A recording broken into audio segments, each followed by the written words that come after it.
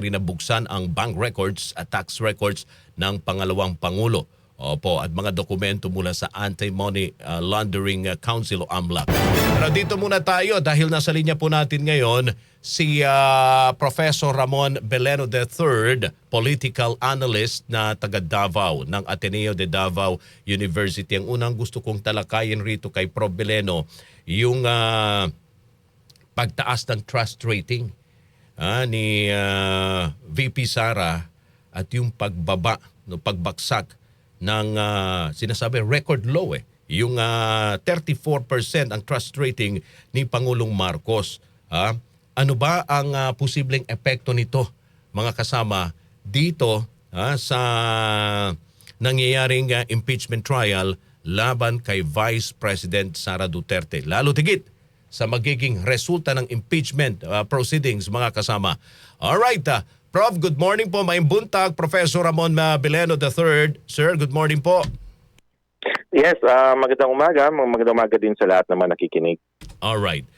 Yun nga, binabanggit ko nga, Prof, sabi ko, hindi ko muna itatakel itong mangyayari mamaya no, sa Day 7 ng impeachment trial ni VP Sara, lalo tigit sa usapin yung pagboto no, ng impeachment court kung papayagan ba yung kanyang yung hiling ng prosecution panel na buksan ng bank records, tax records ng pangalawang Pangulo. Kung hindi gusto kong unahin itong lumabas na resulta ng survey sa trust ratings ng dalawang mataas na lider. Lalo na sa resulta ng trust rating ni Vice President, nanatiling tumaas sa 57%, samantala bumagsak sa record low na 34% ang trust rating naman ni Pangulong Marcos. Ano po ang ipinapahiwatig ng survey na ito sa kasalukuyang politika sa bansa, Professor? Yeah, no, unang-una linawin natin, no. Yung mga survey na yan is only applicable, no. During the time the survey was conducted. So ibig sabihin, no, magagamit lang natin yan, no, and we can explain that. Kung kailan ba ginawa yung survey, kasi yan po yung pulso ng taong bayan nung nakandak po yung survey, no. So we cannot use the survey, no, to predict the future, pero yan po ay ginagamit natin to explain yung sentiment ng tao currently, no, during the time the survey was conducted, no. Having said that, medyo nakikita natin medyo malaki-laki po yung mga implications niya, no. Unang-una, kung nakandak yung survey na yun, no, before the impeachment trial, so ibig sabihin, no, yung mga tao medyo may tiwala pa rin, no, kay VP Sara, no, na yun na nga, no, wala pang lumalabas ng mga ebidensya, no, pinaghahandaan pa lang, no, kasi yung mga survey kasi na, for example, pag ngayon natin dinidiscuss, usually conducted yan a month ago or 2 months ago or 1 quarter ago. So ganun kasi medyo matagal kasi yung no, pag-conduct niyan, pag-compute, no, and making sure na tama yung mga lumalabas na datos. Okay, so yung time na yun medyo okay pa yung tingin ng mga tao, no, kay VP Sara, and then sa tingin din natin, no, wala masyado siyang negative na nilalabas, no. Yung kasi minsan yung ugali kasi ng mga Pilipino, basta hindi ka apektado, 'di ba? Okay na lang, 'di ba? Parang ganoon yung ganoon yung natin yung ugali natin. Kumusta naman yung Vice President? Okay lang. So kung gano'n kasi medyo positive 'yon. 'Di ba? So 'yun yung una.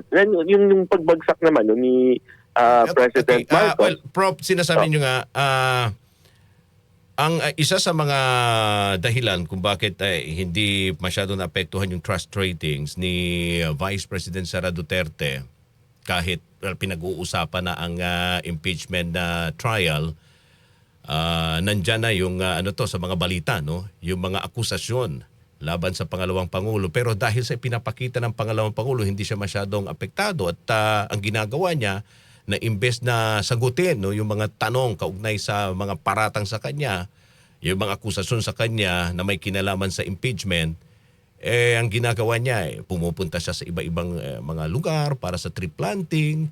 Yun ay nakatulong sa kanyang trust ratings?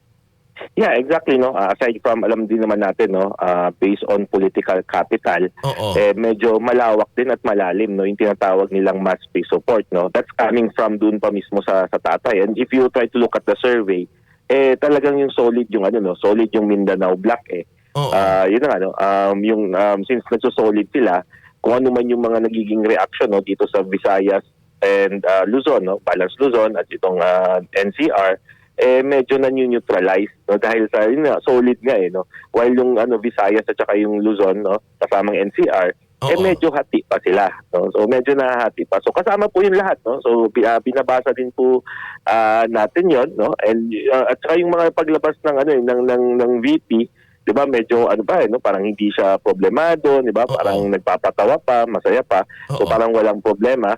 Although yun na nga, no, yung mga tao din naman ay interested din naman, no, doon sa itong ending, no, itong resulta ng impeachment, because may survey din na lumabas na majority of the Filipinos gusto nilang makita yung yung Oo. kalalabasan nitong impeachment, no. So gusto nilang umpisahan na, no. It Oo. does not mean na gusto na nilang ma-convict Oo. yung VP, pero sinasabi nila gusto natin patapusin na natin to, 'di ba? Para magkaalaman na kung meron ba talaga o wala, 'di ba? Oo. Kung guilty ba talaga or not guilty. Oo. Pero ito ba ipinapakita ni VP Sara? Ito parte ba ng kanyang, strategy? May mga nagbibigay ba sa kanya ng advice na ganito dapat ipakita, hindi ka masyadong affected dito sa impeachment? O talagang ganun yung personalidad ni VP? Yeah, definitely, no, may ganung may ganung aspeto, Oo. no. Sabi nga natin, of course, no, hindi siguro nagkulang ng PR team, no, si Oo. VP Sara, aside from yung kanyang mga political advisor. Aside from that,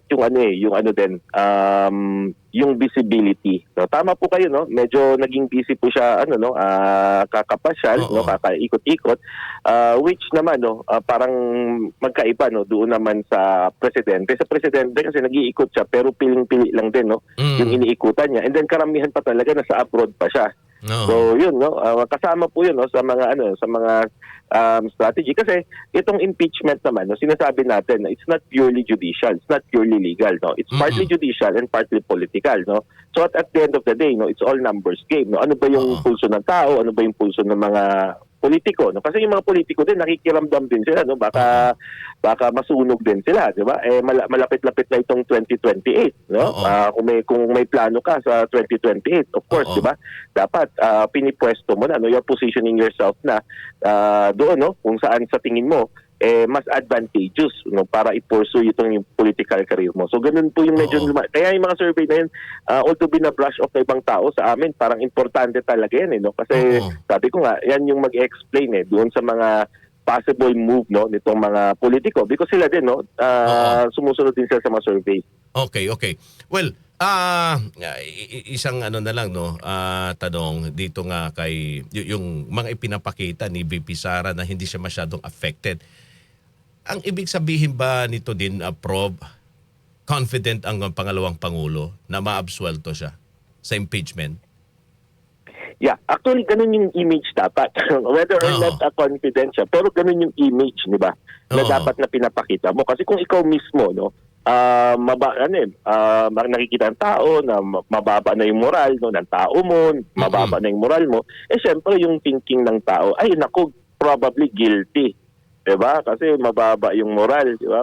Natatakot, 'di ba? Parang ganoon So kung wala ka talagang ginawang mali, ba't ka naman matatakot? 'Di ba? So ito yung ganoon din yung usually, no, hindi lang sa politika, no, usually din sa sports, 'di ba? Kahit alam mong malakas na yung kalaban, hindi ka magpapakita na nakayuko ka, 'di ba? Dapat ka lang, no, chin up ka lang. So for me, sabi ko nga magaling, no? Magaling yung mga ganoon na mga imagery, no, na hindi mo makikitaan ng hindi mo makikitaan ng weakness. No, kahit yung mga abogado niya, di ba, notice nyo, kahit na nasusupalpal na yung kanilang mga yung kanilang mga objection, pero ganun patuloy pa rin laban pa rin because they know, di ba? They know na this is anybody's game, no? It's a game of numbers, no? So at any moment sino magkakaroon ng momentum. Oo. Okay, kasi yung iba ay sinasabi, Prob, baka sympathy votes lang ito. Kung bakit tumaas, no, yung trust ratings ng pangalawang pangulo dahil ang daming ang mga binabato sa kanya na mga alegasyon at sinasabi nga niya kahit ano yung pang-aapi, hindi siya yuyuko. Sabi ng pangalawang pangulo, hindi kaya yun ang isa sa mga dahilan kung bakit tumaas yung kanyang trust rating. Yeah, and ano din no, tama po kayo no. And kasama din po kasi ito make or break na kasi sa kanya tong impeachment na to, 'di ba? So it may also be the end of another for example, pwede natin masabi na baka last to na rin to ng ng mga Duterte 'di ba? Kasi nakakulong na yung tatay, and then ito matatanggal yung yung anak. And then of course yung baluarte na lang nila na syempre isusunod na yon, 'di ba? So probably syempre lahat na gagawin niyo lahat ilalagay niyo na diyan. So tama po it can be a strategy, it can be na talagang confident sila na alam nila na ito ay isang political persecution. Pero yun sabi ko nga if you have to make a good drama, make a good drama para at least ma-convince mo yung mga tao na to go to your side, whether that would be pity, sympathy, or even confidence. So pwedeng confidence din. Okay, pero teka, pag sinabi nating trust rating, ano ba dapat tignan diyan ng tao para sa sa dalawang leader na kanilang ina-assess yung rito, yung nila, yung responsibilidad? Yeah, ang unang-una kasi especially sa trust rating at sa mga performance rating. Unang-una, tingnan niyo po yung background ng mga tao. Yung mga tao ba ay tulad sa ibang mga Pilipino ba ay tulad sa ibang bansa na talagang everyday talaga nanonood ng balita and pinag-uusapan nila yung politika sa hapagkainan. 'Di ba ganun ba yung yung mga Pilipino? Usually hindi Tayo medyo nagre-react lang tayo pag may mga major event sa politika. So, yung tanong natin, pag ganun ba sa mga trust rating at saka performance rating, you have to understand ano ba yung attitude ng mga tao, 'di ba? Kaya nga tayo pag nagtatanong tayo sa mga estudyante kumusta naman tong teacher nyo? Kumusta tong classmate nyo? Pag sinabi na okay lang, 'di ba? Medyo medyo 'di ba, hindi tayo sure, pero yung okay lang kasi is parang positive na siya. Ang usual na medyo usual talaga medyo malakas yung dating is if that particular person medyo nagkaroon ng impact yung isang politiko nagkaroon ng impact sa iyo either nakita mo, nakamayan mo, natulungan ka, nagawan ka ng nalagyan kayo ng kalsada, ng tulay. Diba? Kaya sabi ko medyo strong yung Mindanao because we know na nag-focus yung tatay dito sa Mindanao. And of course, 'di ba? Parang ganoon na rin yung image na pinapalabas ng anak, 'di ba? So sabi ko nga na ang talaga sa kanya nakatulong yung kanyang mass base support which is Mindanao. Okay, while doon sa itong mga Visayas at Luzon, ito yung kanyang battleground area. So however yun nga yung presidente naman kahit yung battleground areas niya battleground pa rin. Yung kahit yung baluarte niya battleground pa rin. Kaya medyo bumagsak yung presidente. Aside from that, marami kasing binabato sa presidente na hindi nasasagot, hindi siya personally sumasagot, 'di ba? Yung lang niya, yung kanyang spokesperson si Attorney Claire lang yung sumasagot. So yung tao hindi nila nakikita yung sincerity But yung vice president sinasagot niya, nag-joke siya, nagpapakita siya and then of course nandiyan na din yung malakas na PR team especially sa social media nakakatulong din yon kasi nga nararamdaman ng tao na you are there, you are present, buhay ka, nakakasalumuha ka ng mga tao. Opo. Well, kailangan din malaman ito ng publiko sa kung ano ba yung ibig sabihin ng trust rating kasi baka dumaan sa kanilang tahanan at least alam nila kung paano isasagot, paano i-rate, di ba? Ang pangalawang pangulo at ang pangulo. Yung iba'y sinasabi, Prof. Ramon, na normal yan na mataas kadalasan sa survey ang trust at performance rating ng pangalawang pangulo kaysa sa pangulo. Dahil ang pangulo napakadaming responsibilidad, napakadaming trabaho. Kaya ang tao ay tinututukan yung pangulo, hindi yung pangalawang pangulo kasi yung pangalawang pangulo wala namang gaanong di ba ginagawa. Ibig kong sabihin less yung responsibilidad ng pangalawang pangulo kumpara sa pangulo. Kaya ganun parati ang nagiging resulta ng survey. Mas mataas yung trust at performance rating ng pangalawang pangulo kaysa sa pangulo. Ano po yung reaction niyo dyan? Yeah, that's possible, especially na yun nga ang focus nasa pangulo, although not in the case ni President Digong kasi mas mataas yung kay President Digong compared to VP Lenny. Pero tama po kayo, pero it's a double-edged sword. O double-edged siya kasi since nakafocus sa yung tao, 'di ba? If you are doing it right, 'di ba? Malaking impact 'yon. Diba? But if you're doing it wrong, malaki din yung impact. Whereas kung ikaw ay neutral ka lang, 'di ba? Nasa isang tabi ka lang, 'di ba? Hindi ka masyado nag-iingay, 'di ba? So yung mga tao pwede na, no? Yung ganun yung ugali ng Pilipino, pwede na, okay na. So yun, tama po yun, no? And of course, sa ano kasi sa Pilipinas, yung trend sa atin after the midterms, medyo pababa na talaga yung pangulo. Usual trend, no? Pag midterms, medyo pababa na kasi dumadami na yung dumadami na yung problema, dumadami na yung kaaway, 'di ba? And of course, no, yung kanya mga kakampi, medyo nag-aano na, no? Pumuporma na, no? Kasi may plano na sa 2028. So very possible 'yun, no? At yung ano naman, yung vice presidente, syempre, no, magiging opposition na 'yan, no? Kasi kung hindi naman sila good terms, no? At hindi niya nakikita na siya yung i-endorse ng presidente, syempre, 'di ba? Gagawa na siya ng sarili niyang ng path papunta sa 2028. So 'yun, pwedeng ganun po yung nangyayari ngayon na na puro problema, no, yung nakikita natin sa presidente, while yung vice presidente, no, nandiyan lang siya, no, kasi sabi niya wala naman akong budget, no, wala naman ako, pero ito yung problema ng presidente, no, hindi ginagawa. So syempre, no, kaya niya mag-criticize all throughout, 'di ba? Kasi lahat ng problema nakikita niya kasi wala naman talaga siyang kung term natin, wala siyang actual na role, no, 'di ba? 'Di ba ang usual ang natin sa mga vice presidente, spare tayo lang ng presidente yon, unless na binigyan ka ng secretary office or ng posisyon sa gabinete. Pero tama po 'yon, no? And yun sa trend din natin, usually bumababa na po yung presidente after po ng midterm elections. Kasi syempre, no, dumadami na po yung mga trabaho, yung mga issues, 'di ba? Nalilink po 'yan kahit hindi po siya yung gumawa ng issue, 'di ba? Syempre siya yung presidente, command 'di ba? Command responsibility. Yung mga tao sa kanya pa rin nakatingin. Nakatutok. Okay. Itong 57%, posible pa ba itong tumaas yung trust rating ng pangalawang pangulo? At ano ang posibleng epekto nito sa magiging resulta ng impeachment? Yeah, yung una is that ako kung trend yung titingnan natin, no, kasi as I mentioned earlier, 'di ba? Ang impeachment is both political and legal. Now, na-notice natin yung strategy kasi ng prosecution kung mayroon pa ba, kung mayroon kayong nakikitang epekto to sa impeachment. Yeah. Yung strategy ng prosecution, no, is on the political. Kaya yung kanilang mga speeches, 'di ba? Talagang dramatic, 'di ba? Talagang passionate, 'di ba? Kahit yung magsalita yung mga abogado, naririnig no. While yung defense is very technical, very legal, no? Kasi they are addressing the judicial. Now, having said that, nakikita nyo yung kaya nga napagalitan na ngayon yung prosecution kasi yung ina-address ng prosecution is the people, no? So doon nila no, ito yung ebidensya namin. Ay naku, pinipigilan yung ebidensya namin. Ito yung mga ebidensya namin, no. Sa tao na sila ngayon nag-a-address, no, hindi na sa court. Kaya nga napagalitan sila. Bakit gano'n, no?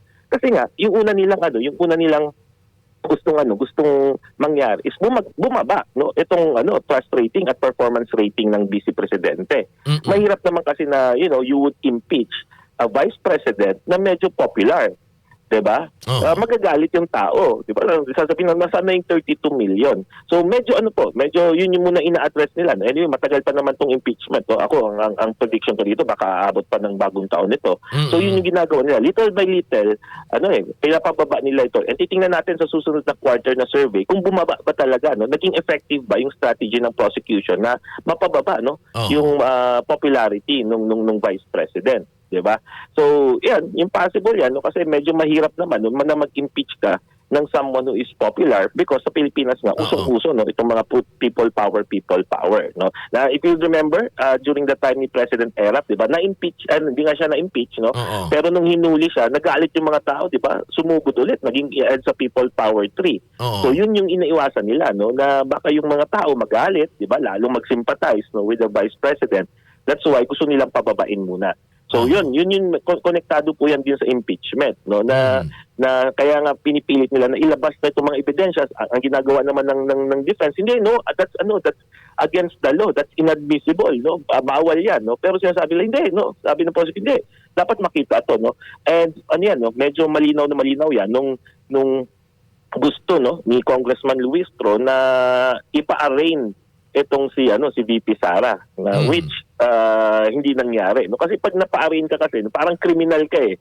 'Di ba? And then papasagutin ka kung guilty ka ba or not guilty, no? And of course, no, malaking dagok sana 'yon, no, doon sa image ng VP, pero of course, no, alam natin hindi nangyari 'yon. So, yun po yung no, medyo kino-connect natin itong kanilang trust and performance rating dito sa nangyayaring impeachment and yung magiging epekto sa impeachment if in case no na hindi pa rin bumaba itong kanyang trust rating. Ayun. Yung nakuha ni Pangulong Marcos, record low na 34%. Well, magsosona siya sa July 27. Wake up call ba to sa Pangulo?